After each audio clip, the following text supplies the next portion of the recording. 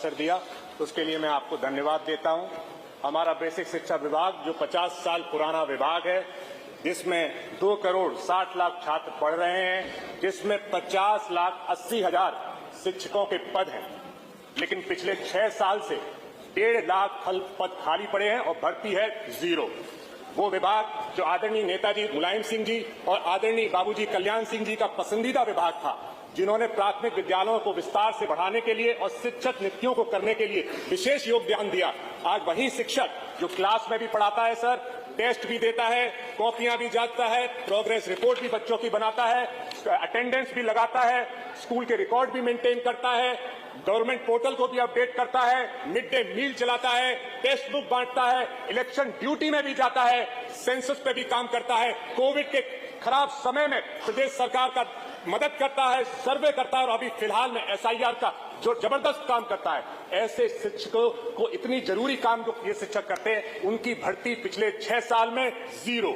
वही शिक्षक जो 7,630 जर्जर स्कूलों में पढ़ाने जाता है, हजारों ऐसे स्कूलों में पढ़ाने जाता है जिनके लिए कच्ची रोडें हैं, लेकिन उनकी भर्ती पिछले 6 साल में 0।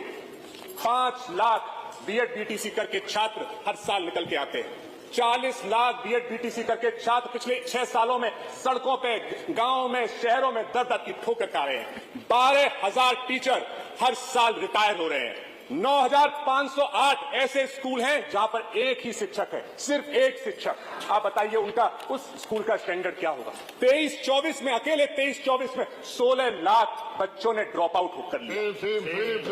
दिव्यांग बच्चों के जो शिक्षक, दिव्यांग बच्चों को पढ़ाने के लिए जो शिक्षकों की जरूरत है, ऐसे 5,300 पद खाली पड़े हैं। पढ़ाई की गुणवत्ता गिर रही है, शिक्षकों पर ओवरलोड है, मानसिक और शारीरिक दबाव है, स्कूलों में कोर करिकुलर एक्टिविटीज 0 है सर। सरकारी योजनाओं में भी कभी कभी इंप्लीमेंटेशन में कमी आ जाती है और RTE जो राइट टू एजुकेशन जो उसका भी उल्लंघन है, उसमें भी अनुपात उसके हिसाब से कम है। और लेकिन हमारी सरकार सो रही है, पिछले 6 साल में भर्ती है 0।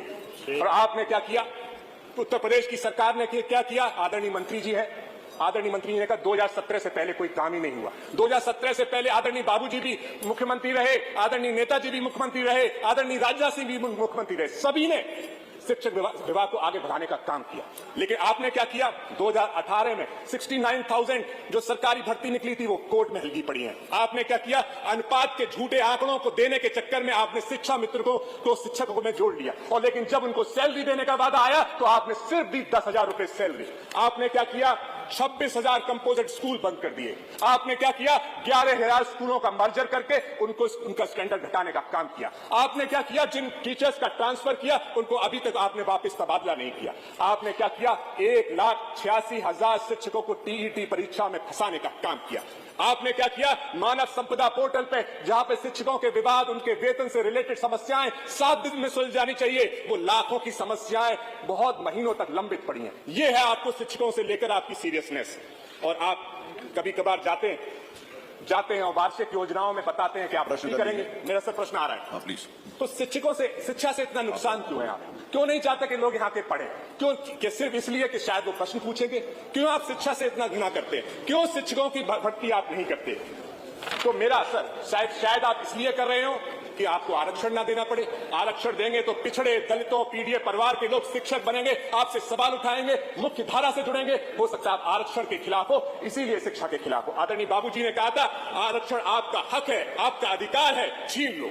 इस मानसिकता से बाबूजी ने बीजेपी को भी बढ़ाया था, आपको भी शिक्षा दी थी। तो आदरणीय मंत्री जी से मेरा सवाल है कि जो रिटायरमेंट दर है हर साल की, 12,000 लोगों के जो रिटायर हो रहे हैं और जो खाली पद है, उनको ध्यान में रखते हुए खाली पदों को समयबद्ध भरने से और रिटायरमेंट दर के हिसाब से हर साल शिक्षक भर्ती निकालने पे क्या सरकार विचार करेगी? और करेगी तो